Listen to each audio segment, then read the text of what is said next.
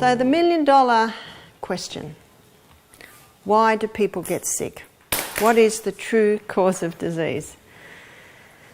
Well, Louis Pasteur made the germ theory famous, and he made the germ theory famous probably in about the 1850s, somewhere like that. And the germ theory states that germs cause disease. Now, if the germ theory is correct, surely all we have to do is find something that will kill the germ.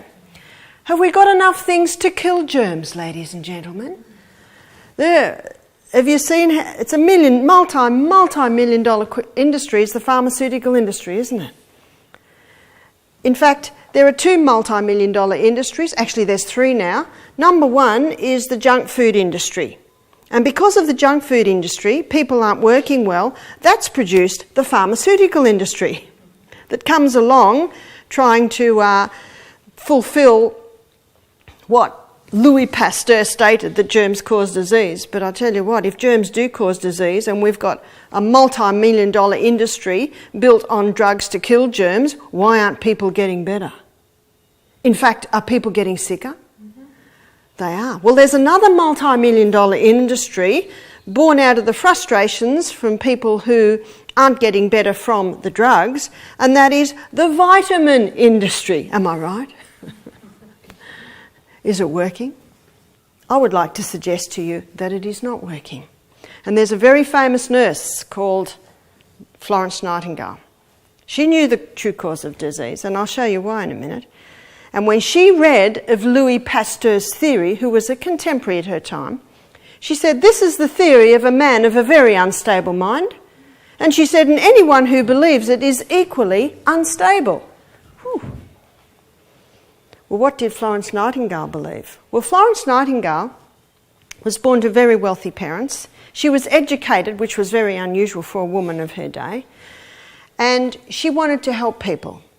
And so at the ripe old age of about 28, she was that age before her father let her start to work in institutions for wealthy young women who were fainting because their corsets were too tight, or etc., etc.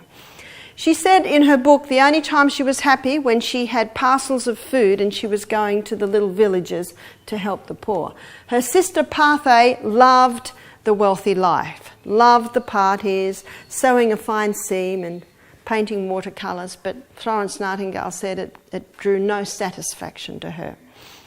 So by the time she was about 33, she'd gained a little bit of experience, well actually quite a bit of experience in the line of nursing. She was very interested in how the institutions ran, and so she put in a lot of procedures, so that was basically her role. Well, it was about 1856 and the Crimean War was happening, and the message got back to the British government that the French soldiers were being better looked after than the British soldiers. It's usually political, isn't it? And so the British government asked Florence to take 35 nurses to Sukhati, which was the port where the wounded from the Crimean War were being taken. When she got there, the conditions were appalling. The hospital was ex-army Turkish barracks. The plumbing didn't work. There was raw sewage in the corridors. The conditions were appalling, and the death rate in that hospital was 50%. You had a better chance on the battlefront than you had in that hospital. But when she came in, the doctor said, "We don't need you, and you're not coming in here." They sent her to the kitchen. She went to the kitchen. It was filthy. There were huge big pots of water with a bit of rotten meat in it. There was the food. Because the plumbing wasn't working, 30 men were going to one chamber pot. The stench was horrific. She found one man who'd been there 2 weeks and hadn't been attended. They were just overflowing with wounded. So Florence Nightingale did what she could, scrub the kitchen, got the kitchen working. Meanwhile, she telegrammed her father. She said, "I want a shipload of clean linen, clean bedclothes, clean mattresses, clean bandages, and a cook." As you will see as we go through the lecture this morning, body cannot heal without nourishment. It's like asking a builder to build a house but not providing the building material. 2.5 weeks later, another shipload of wounded came in. The hospital was already at its limits, so the doctor said to Florence and her nurses, "All right, you can come in. They hated her. Do you know she made them wash their hands between operations? The first thing Florence did was she got her nurses to start scrubbing and cleaning, opening the windows. She got men to assess the plumbing to see, if you don't turn the tap off, you're still going to be mopping up, aren't you? Within, I think it was about October she arrived, November 1856. By 1857, I think it was about April, the death rate had gone down to 10%. Within a full 6 months, the death rate was 2%. Wow. When she went back to England, she was hailed as a heroine. When she found that was going to happen, she slipped down the back gangplank and went home. She said, "I'm not a heroine." She said, "All I did was increase the hygiene, the sanitation, and the nutrition." She knew germs don't cause disease. She said germs are the result of unhealthful conditions. She made that hospital such that there was nowhere for them to live. Their role on the planet is to clean up the place. You see that? In fact, on his deathbed, Louis Pasteur refuted his theory. This is what he said. I have about 4 books where his deathbed confession is quoted. Bernard was right. Who's Bernard? Claude Bernard was a contemporary at the time of Pasteur. Claude Bernard believed it was not germs, it was the condition of the body. And this is what Pasteur said on his deathbed. Bernard was right. The microbe is nothing. The organism is everything. And isn't that true? It is not the microbe, it's the environment. Florence Nightingale, she didn't come in with drugs to kill every microbe. She just cleaned up the environment so they weren't there anymore.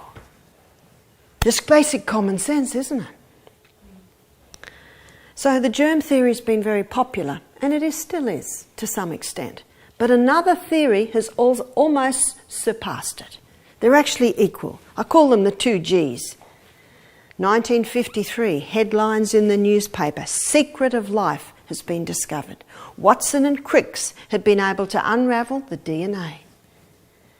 And from that time on, the second G came in to be blamed as the cause of all disease. It's the gene. Is it the germ or is it the gene? Notice with both theories, it takes away all responsibility on the human being for what is happening in them. So they are very convenient theories. You see, if the human body was designed to heal itself, and if it's not healing itself, one must ask this. This little 3-letter word will remain here all week. And it's the law of action and reaction. It's Newton's 3rd law of motion. To every action, there is an equal and an opposite reaction. If a body is not healing when it's given certain conditions, one has to put the detective hat on and ask, why? Why is this happening and why isn't it healing? And what's the definition of insanity? To do what you've always done and expect different results. If it's not working, change the conditions until the body says, yeah, this works. And as I spoke about last night, you're the doctor. If the body says, I like this, what's it saying? Yeah, do this. Let's have a look at the gene. Here is the cell. And the cell must be looked at because that's what we are. We're just a bunch of cells. We have hair cells, eye cells, tissue cells, bone cells, skin cells, liver cells, kidney cells. And most of the cells are much the same, and they run much the same. Yesterday in your live blood analysis, you saw the size of the cell. 250 million red blood cells on 1 drop of blood. Now, when I'm speaking about the cell, I'm not speaking about the red blood cell because the red blood cell's a little different. It doesn't have a nucleus. You see, it's in the nucleus that the DNA is. The red blood cell is the carrier, and it's the carrier of nourishment taking it to these cells so that they've got oxygen, so they've got water, so that they have got nourishment, so the waste can be taken away. So Watson and Crick's in 1953 were able to unravel this DNA. If you pull that DNA out, it's 2 meters long. Wow. Let's have a look at the DNA unravelled. 23 chromosomes from my mother. 23 chromosomes from my father. The information is all stored up in the DNA on how to make a new body. And did you know we're constantly being remade? Our eye cells are remade every 2 to 3 days. That's why people that have eye operations, they recover very, very quickly.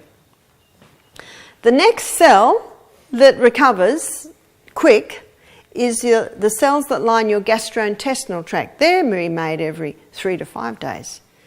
Because we're not all made at once, every cell's not remade at once, I think it takes approximately about a year before we've got a new body. Let's have a look at the DNA. The outside strands are made up of polysaccharides. And polysaccharides basically means many sugars. And many sugars come from just about everything that we eat. So they're the outward strands. The inside strands are made up of amino acids, and amino acids come from the protein that we eat. The glue that glues the amino acid bands to the outside polysaccharide strands is minerals. And the food that is the highest in minerals is the vegetables. Hippocrates said, "Let food be your medicine and medicine be your food." He didn't know about the DNA, but he knew that we were made up from what we eat. And you can see by the very structure of the DNA, we're made up from the food that we eat. We're constantly being remade. How are we remade? Well, DNA has all the information on how to remake us. Every cell in the body has all that information, and if you were to put all that information into alphabetical language, it would fill 1,000 books with 1,000 pages and 3,000 letters on each page. That's quite phenomenal, isn't it? All the information, let's say this is a gastrointestinal tract cell, GIT cell, GIT, gastrointestinal tract cell. All the information on how to make a new gastrointestinal tract cell is in every single DNA of every single cell of the body. So all that information is there. But that gastrointestinal tract cell, it doesn't want to make a new liver cell or a new pancreatic cell.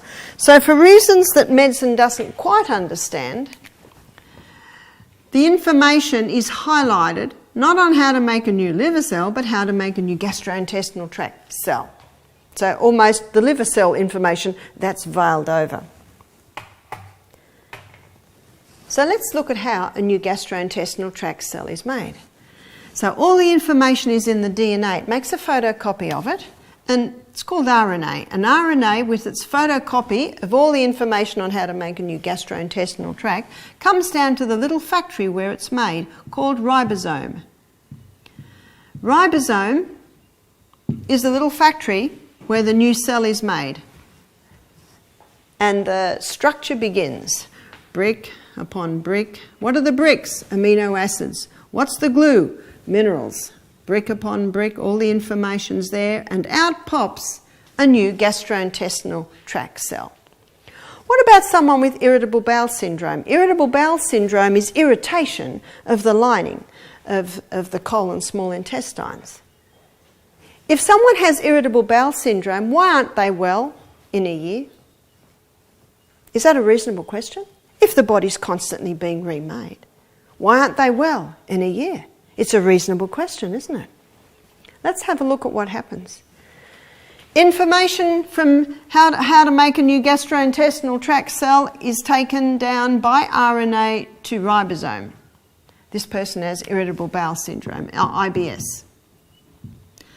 The information comes through and the new cell is made. Brick upon brick. Oh no, there's a flaw in the pattern. Mutation in the DNA, it's called. Brick upon, oh no, there's another flaw in the information. Something is wrong with the pattern. It's not being made right. Brick upon, oh no, the person is short in a basic amino acid. Maybe it's methionine. That's not made properly. Oh no, they're short in a mineral. Maybe it's magnesium. So that's not made right. And a new irritable bowel syndrome cell is made. There are a lot of health professionals today who are looking at healing from a DNA level Because if you don't get the pattern right, if you don't get the recipe right, it cannot be made. You see that?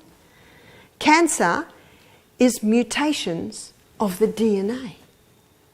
So the first thing we've got to do, obviously, is stop what is causing the damage or the mutations in the DNA and heal that DNA, or the body will not heal. So let's have a look now at what causes damage in DNA. Because as I said previously, if you don't turn the tap off, you're still going to be mopping up in the other corner. Let's have a look at what causes damage in these messages. Number one is chemicals. Chemicals are called carcinogenic. Carcinogenic means causing cancer, causing mutations in the DNA. I was reading in the Chemical Alliance magazine recently that they're finding babies that learnt to swim, or children that learned to swim as babies in chlorine pools, are having health problems because of the chemicals in the pool. Whenever they try and put fluoride in the water, huge protest comes up. Have you noticed? But they still put it in the water. You know what fluoride is? It's a byproduct from Alco, the aluminium making company. Does fluoride help with teeth? Well, fluorosis is mottled teeth. That's from too much of the fluoride. Fluoride can also damage the DNA. It can also damage brain cells. It can damage kidney cells. And the fact is, if fluoride touches the tooth, it can actually strengthen the outer coating. That's about all. How many chemicals were legal 20 years ago that are illegal today? How many are we using today, or some are using today, that will be illegal in another 10 years? Chemicals cause cancer. Chemicals cause mutation of the DNA. We don't have any say over the neighbour, but we have total say over our home. One of the best things you can do for your family is make a decision to have a chemical-free home. And as we go through these lectures, I'll show you very effective and much cheaper alternatives. Genetically modified foods. Genetically modified foods, how do they cause mutations in the DNA? Basically, that's how it created. Two DNA from two different species are spliced together. Let's give you an example. The DNA from a tomato and the DNA from an Atlantic salmon, they splice together to create a tomato that will grow in the snow, but it actually doesn't happen. There's this huge grey area of all these other things that happen that they actually don't understand. And when a human being eats genetically modified food, and that food's broken down to these simple structures, especially amino acids, the body says, "Who are you? I don't recognise you." And if there's no other amino acids, they have to use them for the building of the DNA, and that causes flaws. Causes mutations in the DNA. Eating genetically modified foods causes cancer because it actually puts into the body basic ingredients that the body does not know how to use. Number 3, excess in electromagnetic fields. You've probably heard about cows grazing under those huge big electrical towers, and they have stillborns, they have, their offspring are born with problems. We all have electromagnetic fields in our body. We're electrical people. There's a spark of electricity in every cell in our body. It's the excess that causes the problem. Some of the biggest dangers that are happening with people today is exposing their eyes, because your eyes are an extension of your brain, to the electromagnetic field excess, especially late at night. This is game stations, your computer, TV. Now we have computers and we have mobile phones and they're very, very handy, but it's the excess that the problem is. I mean, teenage suicide is just, it's so big now, it doesn't even reach the newspaper. I think it's got a lot to do with kids aren't sleeping when their brains recharge and they're having this exposure, this electromagnetic field excess. If you have a television in your room, make sure it's turned off at the point. Don't charge your iPhones, your Bluetooths in your bedroom. We spend a third of our life in that room. So be very cautious as to what's in that room when you're sleeping. Charge them in the bathroom, charge them in another room. If you have a television, turn it off. If you have an electric clock, say you're sleeping here and it's right there on the table, put it over to the other side of the table. You know, you'll reduce the electromagnetic field excess by about 3/4 just by moving it another foot away. So be very mindful of this. This is a very big thing today in our technological society. And of course, in that you've also got microwaves. There's some countries in Europe today, they're banned. When they cook food, the amino acid that breaks down from the food that's cooked in their body does not recognise. It's in a structure that it doesn't understand, so it cannot remake the DNA effectively. Number 4, and this may surprise you, 92% science is showing today of DNA damage is caused by a mineral deficiency. How could we have a mineral deficiency? Well, in many American homes, they're starting to happen a little bit in Australia, there are no kitchens. It's just freezer to microwave to rubbish bin.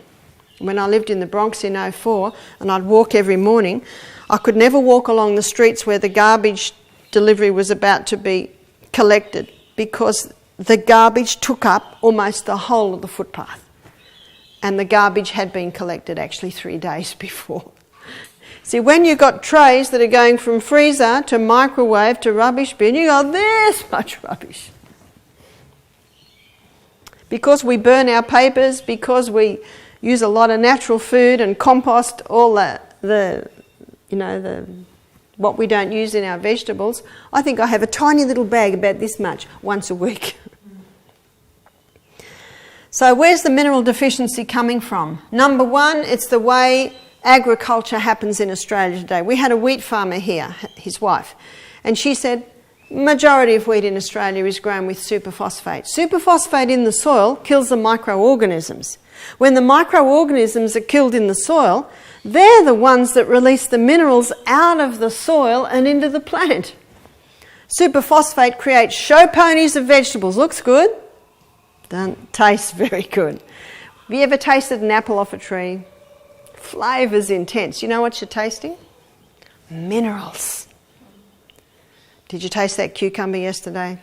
Been picked this morning, that morning. Incredible taste. You're tasting minerals. When you taste an apple out of Woolies maybe, or no taste, have you ever done it? I've done it. You eat it and you think, if I had a blindfold on, I wouldn't even know what I was eating. No minerals. It's because of the way that they're grown. And then they're picked too early. Then they're stored for too long. And then often they're cooked too long. And then all the minerals that are there left go in the water and the water's thrown away. But a lot of Aussies are fast food. It's just a fast society. No time to cook, no time to prepare, just fast food, fast food. That's why so many Aussies are mineral deficient. If minerals provides the glue to glue everything together, do you know it's minerals that can be responsible for start healing or bridging the gap in the DNA damage? What else can cause it? Stimulants. Some of Australians' darlings do it. What are some of Australia's darlings? Let's do a little list here. Sugar, refined sugar. How does refined sugar cause DNA damage? It overworks the pancreas. And when the pancreas gets overworked, that actually gives a message to the gene to damage the pancreatic gene so that the children are born with weakened pancreases. So they're the children that are getting hyperactive. They're the children that are getting diabetes when they're 7. They've been born with a damaged gene because the parents and the parents before them overdid the sugar. Most people are overdoing it, not even aware of the danger. You can buy 2 books on sugar, 2 that I know of. One's called Sweet Poison. The other one's called Sugar Blues, because sugar causes the blues. There was a newspaper article not recently that was claiming that sugar was a poison. Caffeine. When I was a little girl, my parents drank tea. But what's the number one favourite drink in Aussie today? Is the caffeine. How does caffeine cause DNA damage? It interferes with the neurotransmitters, and when the neurotransmitters in the brain are constantly being interfered with, that affects the DNA. So that when those parents give birth to children, the DNA is damaged. Where does the weakness go? The weakness goes to brain function. Alcohol. People that drink before they have birth to babies, they give a defective DNA to their babies that have a tendency to addiction to alcohol. And brain damage. Tobacco. Notice I'm choosing the very socially acceptable ones. Tobacco.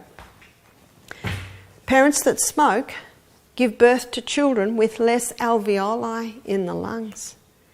They give birth to children that have damage in the little honeycomb that holds all that alveoli together. So children born to smoking parents can actually get emphysema without ever having smoked. Wow. Drugs. This is a big one today.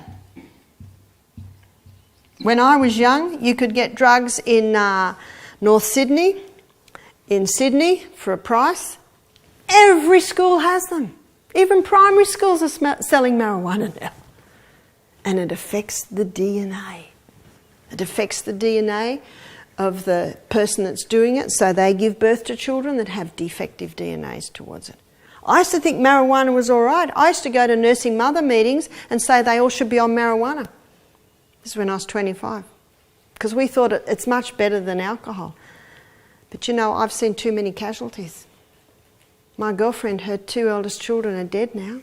One got drug-induced psychosis. The other one went on to heavy drugs and overdose. Scary stuff. This is more dangerous than most people realise. Number 6, fungus. When we were lazing in the creek yesterday, I think, Rebecca, you made the comment on the algae and the lichen, the relationship that they have. What happens is that the algae can take over. You see, fungus is responsible for more mutations in the plant kingdom than any other thing. Fungus can cause mutations in human beings as well. There are some creatures, I think there's a snail, and the fungus can come in and take over that snail and reproduce itself through the snail. And they know when it does, because instead of those things that come out being an inch long, they're 2 inches long and they're psychedelic technicolor. That's when they know that the fungus is now reproducing itself through the snail. David Attenborough, he's got a very interesting show on ants. And there's a colony of ants that grow fungus under the ground, and they tend it. Because the waste that it gives off, they roll up into little balls and that's their food. But they can only have an ant tending the fungus plant for no more than half an hour. Otherwise, the fungus takes over the ant. Isn't that interesting? So fungus can cause mutations in the DNA. Let's have a look at that. Microorganisms. Microorganisms are microscopic. Microscopic meaning you can only see them under a microscope. Organisms mean that they're living things. In looking at the fungus aspect, we're also going to look at the germ theory, because they're all microorganisms. There's a very famous scientist, he's a 6 times professor, Antoine Beauchamp. He was a contemporary at the time of Pasteur. Most people have never heard of him. Why have we heard of Pasteur? Because he was a socialite and he got a lot of media attention, and everyone liked his theory because he said, you poor thing, when you get sick, it's not you, it's the germ that has jumped on you. Beauchamp was not popular because he said microorganisms, they're in every cell of the body. There are 10 times more microorganisms in the body than cells. And when the body's running well, they contribute to the proper running of the cell. But whenever cell damage happens, these microorganisms have the ability to change roles. They are able to turn into something that we call the cleanup team. A microbiologist said to me, "Oh, we call them the garbage collectors." What's their name? Their name is bacteria. That's their role on the planet. That's what they do. And the more cell damage, the more waste, the more bacteria. With the floods that happened in Queensland last year, what was the biggest concern? I said on the television, if you've got a cut or a graze, don't go in the water, because what was the water alive with? Lots of this. Why? Because there was so much cell damage. There was plant death, there was animal bird death, and they were all floating in the water. So there's a lot of bacteria.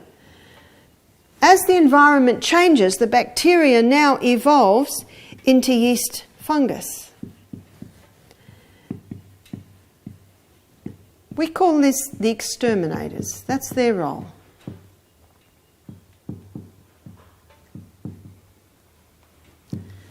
That's what fungus are.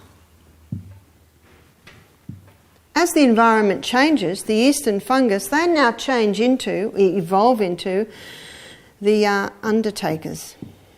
And what do undertakers do? They take away the dead things. What's their name? Mould. That's what mould's role is on the planet. And not long after the mould stage, the matter is now brought back to dust. What I have drawn for you here is the cycle of life. It's the carbon cycle. There's a basic law of science that states nothing's created and nothing's destroyed. It just changes form. These are the performers in the cycle of life. These are the players in the cycle of life. That's their role. Florence Nightingale understood this very clearly. Antoine Beauchamp understood it very clearly. And both of them, amongst with also Claude Bernard, when they heard of Pasteur's theory, they just thought, this guy's crazy. This theory defies common sense. As a gardener, I have 3 compost bins. Why do I have 3? One I'm adding to, one is sitting, and one I'm taking from. What's happening in the one that I'm adding to? I'm putting all my breakdown from my food in there. And the little microorganisms that were once part of building up carrot, now that the damage has happened in death of the carrot, now it starts to break down the carrot. The one that's sitting, I'm letting these microorganisms do their job. But in my garden, I had help. It's called worms. And then the compost bin I'm taking from, I put the fork into it one day, it all breaks apart like beautiful dirt. All the matter has now been brought back to dust. Then I put that dust into my garden. What sort of a garden have I got when I have got compost in my garden? Amazing. People used to say to me, why doesn't anything eat your cabbages? I said, I don't know. Nothing does. And there are little moths everywhere. Do you know a healthy, strong plant, body, nothing eats it. Have you noticed? What you see in the garden is what you'll see in human beings. One time, Antoine Beauchamp took a dead cat, wrapped it up in an airtight container and let it sit for 4 months. After 4 months, he came back, opened it, airtight container. What did he find? Dust, maybe a few bones. Takes a bit longer. What brought cat back to dust? The microorganisms that were part of living, running cat upon cell damage, and death is the ultimate cell damage, took their suit of clothes off, so to speak, put their rubber gloves and apron on and became the clean-up team. Evolved into the exterminators, down to the undertakers. So by the time Antoine Beauchamp opened his container, it was just dust. With great excitement, he took the dust, put it under his microscope. What did he see? In the dust, it was alive with microorganisms. They'd finished their role. Now they were waiting for their next role. You know, there's no waste in nature. If something dies, does it stay there? No, it all breaks down and goes back into dust.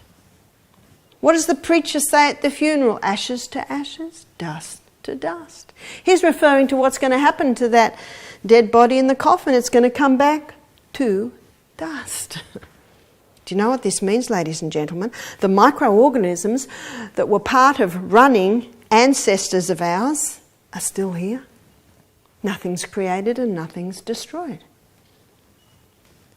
So when I put my compost, that is now totally back to dust, earth, and I put it in my garden, what am I doing?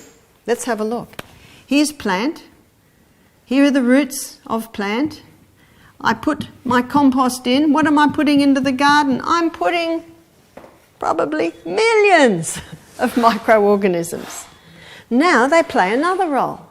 Now they break down the heavy metals and the minerals in the soil and make them available for the roots of the plant. But not only that, they protect the plant from harmful pathogens. And the plant loves those microorganisms. The plant knows the health of the plant is dependent on them. So 50% of the fuel that the plant makes from photosynthesis, it sends back down to feed those microorganisms. It's almost like, please stay, I'll feed you. I'll give you something nice to eat. Beautiful illustration of giving and receiving. That's why organically grown fruit and vegetables has a far higher nutrient content because of the microorganisms in the soil that break down the minerals and the heavy metals in the soil and make them available for the roots of the plant. So my cabbages, my cauliflower was so high in nutrients because of the microorganisms that were in my soil, nothing ate my plants. A similar thing happens in our gut. In our gut, in our small intestine, it's lined with little things that look just like the roots of a plant. And do you know they play a similar role to the roots of a plant? They're called villi. And instead of a green blood network going over it, as in the roots, it's red. Last night we talked about how similar chlorophyll is to human blood. In the gastrointestinal tract, this is where the food comes down, there are little microorganisms. Did you know that the microorganisms in our gut, they're the largest amount of microorganisms in the whole of the body? Here they are. Their name is, the most common are Lactobacillus acidophilus and Bifidobacterium. I was giving a lecture in Fiji and they started laughing. They said, "Can you speak English?" Lactobacillus acidophilus and Bifidobacterium. They're the two main ones. They're the two permanent ones that live in the gastrointestinal tract. Do you know they play a similar role as do the ones in the soil? They break down some of the nutrients in the foods and make them available for your roots, your villi. Enzymes in the mouth break down starch. Enzymes in the stomach break down proteins. Enzymes in the small intestine break down the final breakdown of starch, protein and fat. So what do the Lactobacillus acidophilus Bifidobacterium do? They release something out of the food that those other enzymes don't. They release the B vitamins. Wow. That's why in your cultured foods, like your sourdough bread, like your yogurt, like your sauerkraut, they're high in B vitamins because that's what these healthy bacteria do. How important are B vitamins? Well, we have to magnify inside the cell again. Inside the cell, did you know there's a whole city inside that cell? Inside the cell, there are little furnaces, maybe 2 or 3, where the glucose and the oxygen are burnt as fuel. Let's magnify into that little furnace, into the little energy cycle. It's called the Krebs cycle.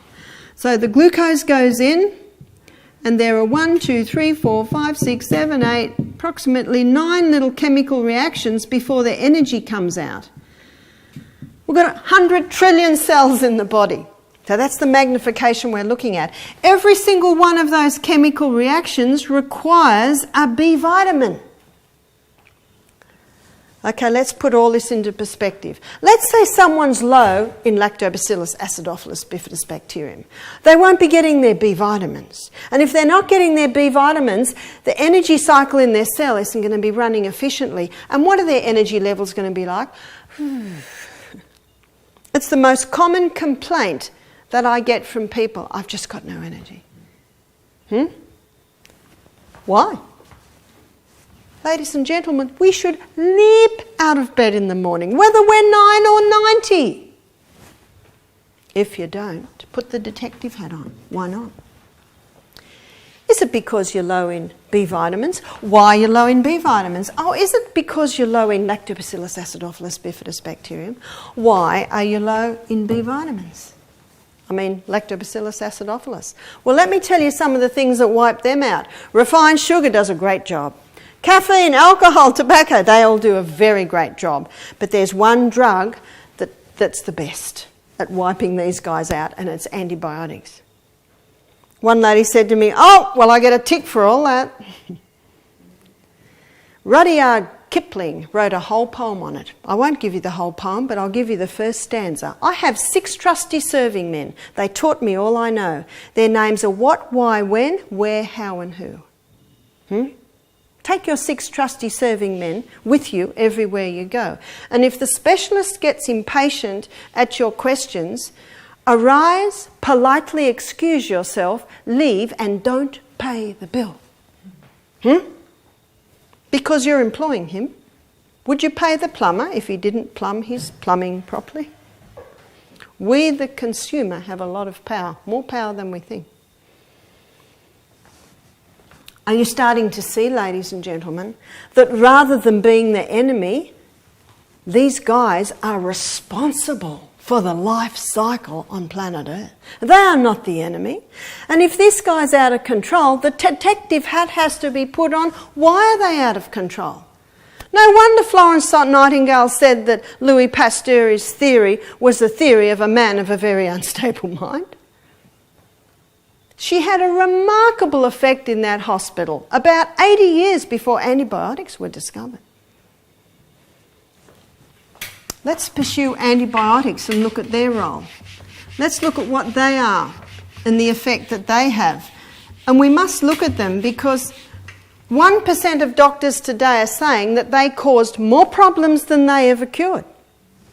They're one of the enemy. That's one of the chemical warfare that comes to kill off these nasty guys that are blamed for the cause of disease. Yeah? Let's have a look at an antibiotic.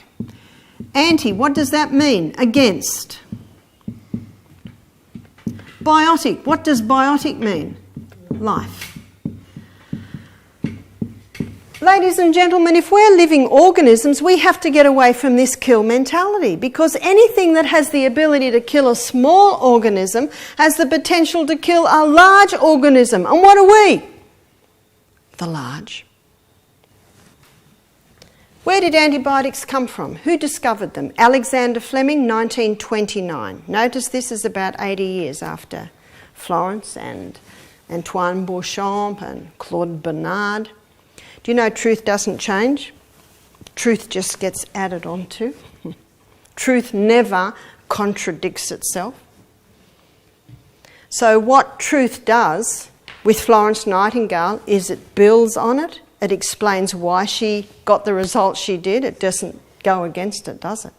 You can't deny what she did. Alexander Fleming, 1929. He's growing bacteria in flasks in his laboratory. He comes in one morning and they're all dead. And he knew Newton's third law of motion. To every action there is an equal and an opposite reaction. Why did my bacteria die? He looked around, he looked on the top story, or the story above his room, and there was an open window. And in the open window there's a plate of fruit. And in the plate of fruit there was a mouldy orange. Do you remember this from school days? What does an orange do with mould on it? The mould gives off a spore. What's the spore? The spore is in the dust, but there's something else in that dust. There's a highly toxic gas.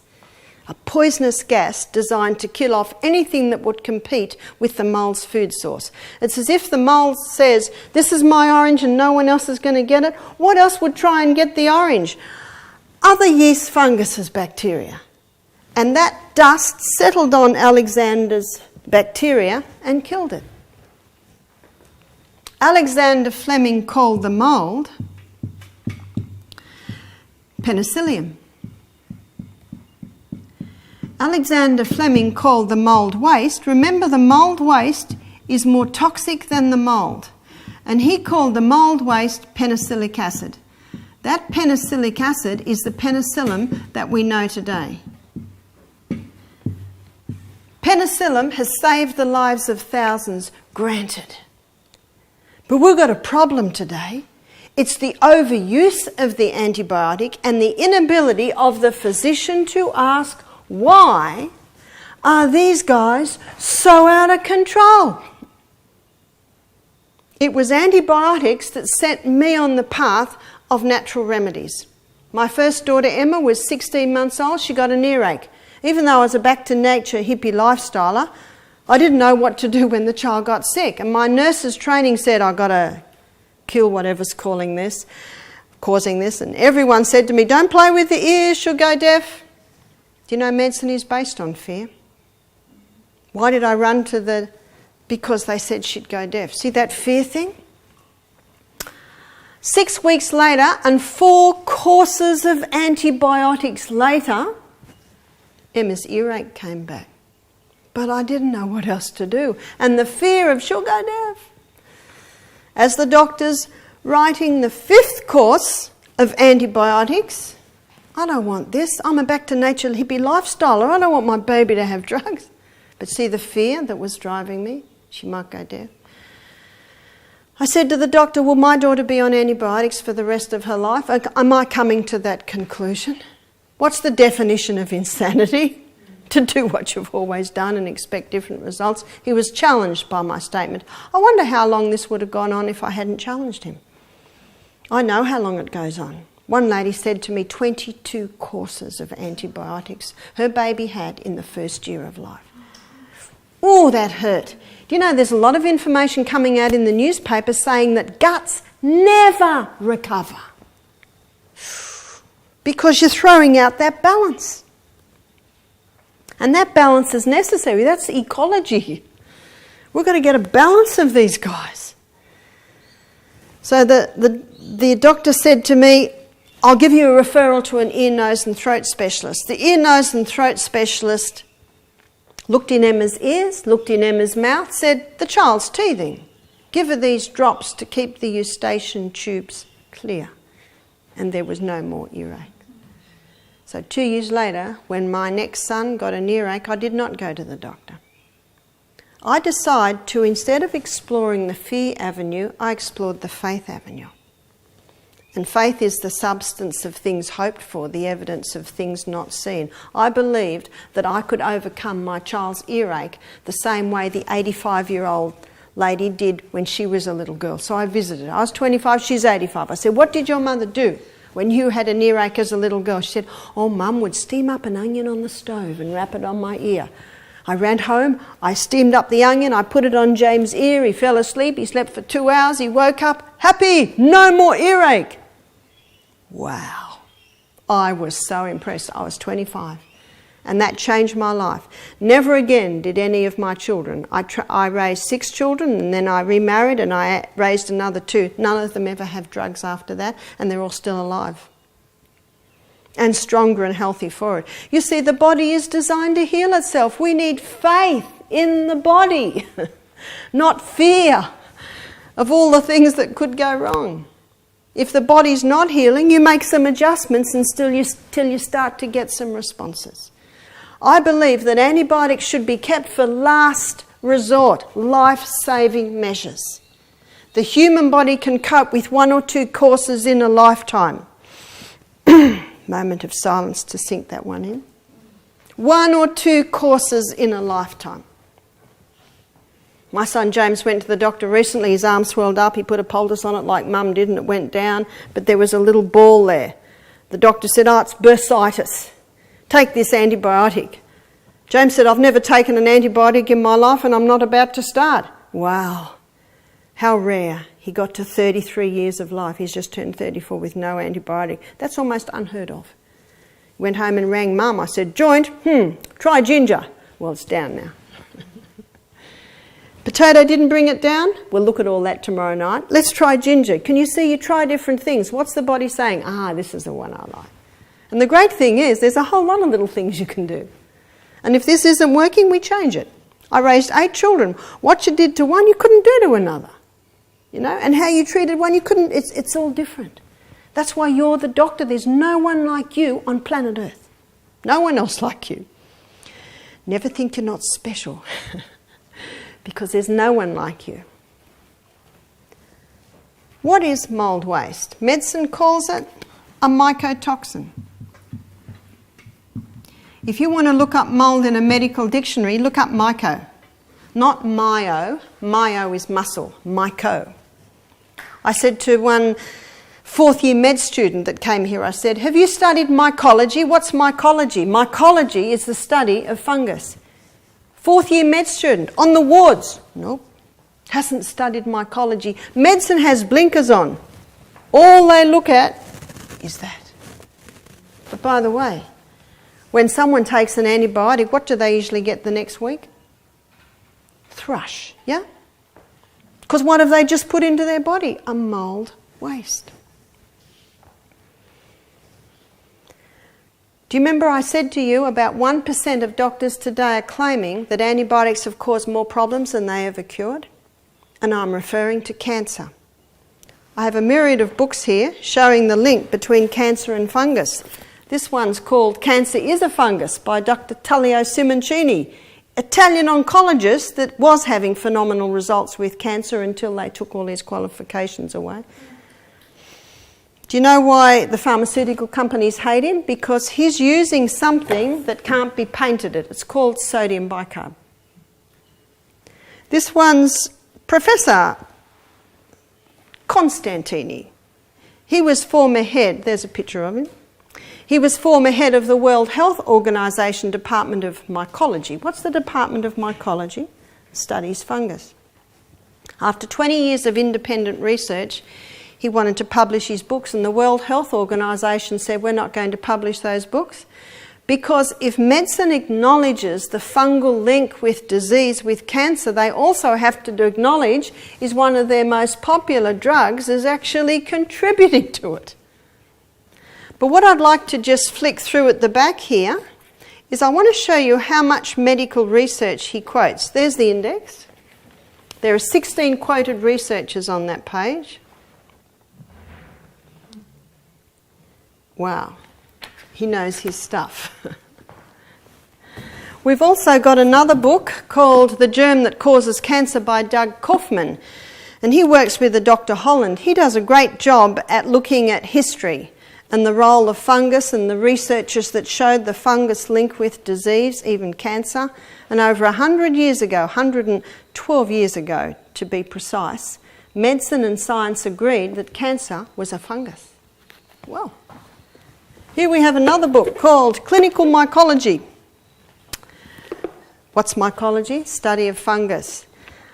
I just want to read you some of the chapters written by 3 doctors. It says here, fungal disease of bone and joint, fungal disease of the cardiovascular system, fungal meningitis, fungal causing mass lesions of the central nervous system, dermatology, ear, nose and throat, gastrointestinal tract, genitourinary, ophthalmology, respiratory. That covers every single part of the human body. This is a medical textbook showing the fungal link with all disease. Dr. Holland, he was asked, are you saying fungus causes most diseases? He said, no, all diseases. Well, you see, to date, they have documented 1.5 million different yeasts, molds and funguses, and they all give off, some of them 2 or 3 different mould wastes. 1,000 of them are well known to cause disease in human beings. Someone else who's a recent day guy, he's only about 45, this is Dr. Robert Young. And in his book, he showed, very interesting chapter, the lost chapter in the history of biology. What's the lost chapter? It's the role of yeast and fungus.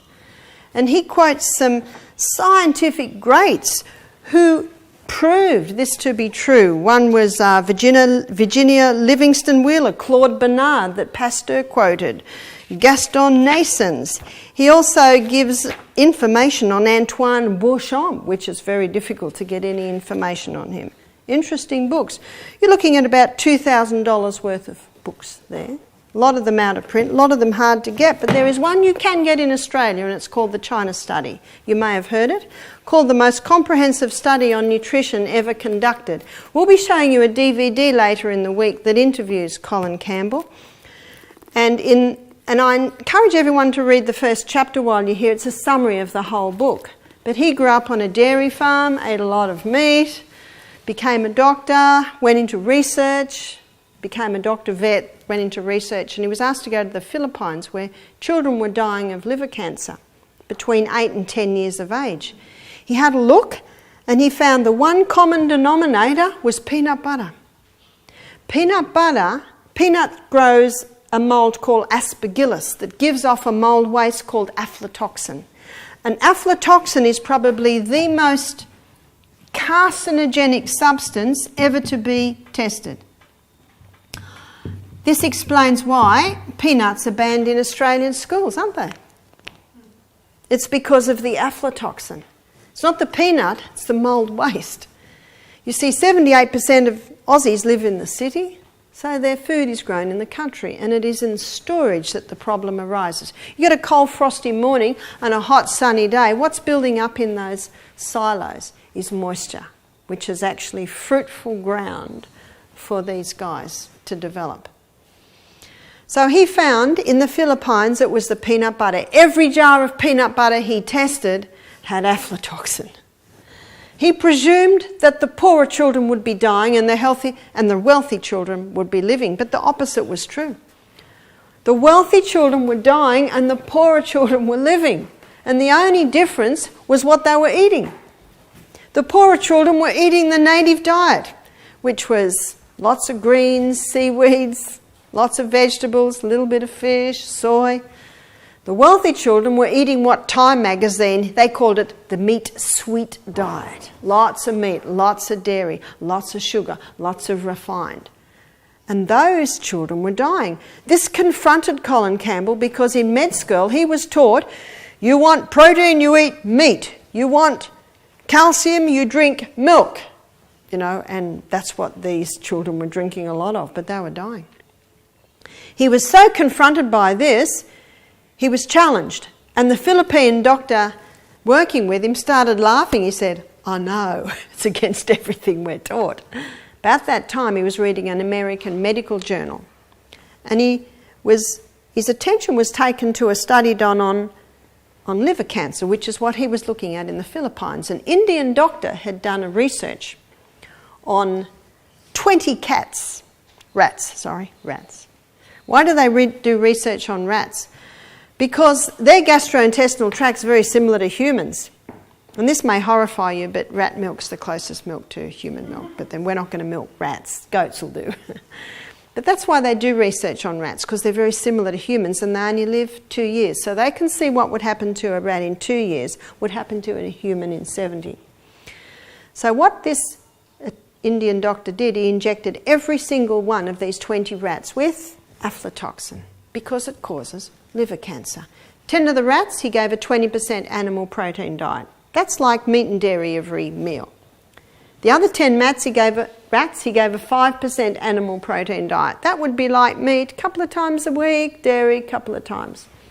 After 2 years, every rat on the 20% animal protein diet was dead or dying from liver cancer. After 2 years, the rats on the 5% animal protein diet had no cancer at all, had nice healthy coats. Now this confirmed what Colin Campbell was finding in the Philippines, but it's actually not what he wanted to hear, so he closed the book. Years later, he did his own research. Never in research do you get 100% versus 0%. Every rat on the 20% animal protein diet, he did hundreds, died of liver cancer. Every rat on the 5% animal protein diet, no cancer. He did another section, 20% vegetable protein, no cancer. So he kept refining it down, down, down. There was something in meat and dairy products that accelerates cancer growth. But again, not in a small amount, only in a large amount. And he showed without doubt that it was this mould waste that was causing the cancers, but he was also looking at what fed it or what stopped it. He said we could switch cancer on and off like a switch. Some of the rats he gave 20% animal protein diet for a year, liver cancer getting out of control, turned the switch off by stopping the animal protein. The liver cancer went away. And he reversed it. 1 year on the vegetable protein, no cancer. Gave the 20% animal protein, cancers came. He said it was just so clear. Not a popular study. What would happen to our meat industry in Australia if that was got out? You see that? So what Louis Pasteur said on his deathbed was absolutely right. It is not the microbe. They're everywhere. They're in the air we breathe. There are more in our body than you would ever believe. There's more in our mouth than people on planet Earth. And they're an important part of the life cycle on planet Earth. The only time the problem arises when ecology is thrown out. The good guys are killed off and then the bad guys get out of control. That's why your oil pulling is such an effective and yet simple pull in bringing back the balance. The simple oil pulling in the morning. So let's round this up. Let's have a look at the two theories. I hope I've totally destroyed them both for you because they are both fear theories. How many people believe that they're sick because of their genes? But what is true is that genetics loads the gun, but it's lifestyle that pulls the trigger. Important point. We all have loaded guns in some area or another, but loaded guns are useless unless you pull the trigger. Many people today are sick because of the environment that they're living in. We'll be showing you a DVD on Wednesday night called Is Your House Killing You? We spend a third of our life in bed. How many people are breathing in mould from an old pillow, from an old quilt, from an old mattress? I stayed at a lady's place in Queensland and I was doing meetings in that area and I was staying in a little granny flat. I was very pleased with it. It was all sunny and airy and I was glad there was no carpet. Can you imagine what lives in most carpets? I love mats. You can take that mat out, you can put it in the sun, you can whack it, you can clean underneath. I went to bed that night and I laid down, beautiful sheets. I love cotton sateen sheets. It was all lovely. And I couldn't breathe. And I was tired, so I thought, this is silly. Turned around, I was very stuffy. So I finally got up, took the pillowcase off, and the pillows were dark yellow. And I put my nose up near the pillow. Whoa, they were feather. You know what feathers do? When you sweat in the night, the moisture goes into the feathers. And then the feathers all stick together. And I'm talking about sometimes over months. And all that sticking together, what do you think these little guys start doing? Wonderful ground for them to live in and start manifesting themselves. And the fumes they give off are toxic. Remember, the fumes they give off, the mould waste is more toxic than the mould. How many people are breathing that every night? Your pillows should be aired often. I notice when you buy pillows today, do you notice there's a date on them? They stamp a date. In other words, you really should throw them. So be careful of your pillows. Be careful of your quilts. I love feather quilts. How many people wash their feather quilts? Twice a year. Tell you what, they'll be twice as warm. So just remember, when you sleep every night, you give off a lot of moisture. And what does fungus love to live in? It loves the moisture, it loves the dirt, it loves the dark. That's why when we came here, we chopped down all those trees to get the sun and the air in here. I'm a greenie, I love trees, but have them over there a little bit. Don't let them interfere with the fresh air and the sun getting into your house. That's why that is quite a big one, and I spend a bit of time on that.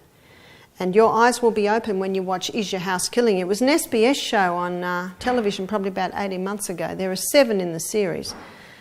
And the team come into a house, and because the children are always sick, children are down there, you know, they get it a little bit more when they're down there. The team come in, test the air, and they do the classic statement, you've got to get out of this house. Your house is killing you. So they pack their bags, they've got to leave that day.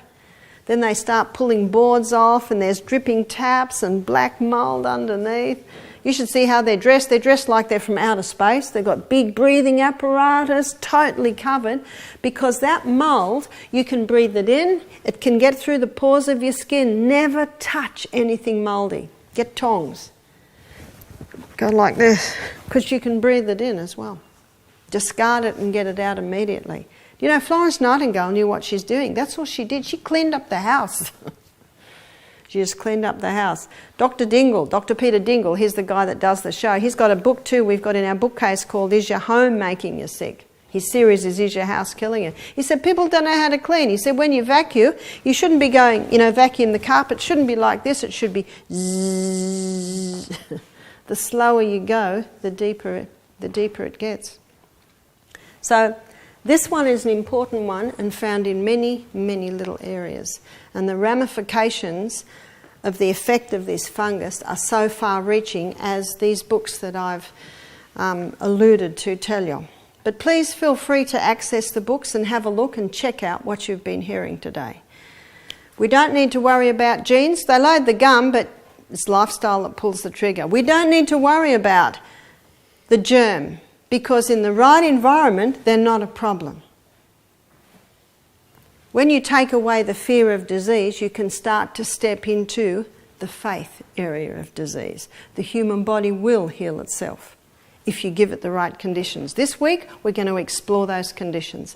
And in the next lecture, we're going to have a look at your body's garbage disposal units on how to get rid of the waste. One of your best decisions of your life was to come here, because we're going to do to your bodies what Florence Nightingale did to the hospital in Sukati, cleanse. Clean up the house so there's no way for these guys to live. So please have a break and we'll come back in 5 minutes.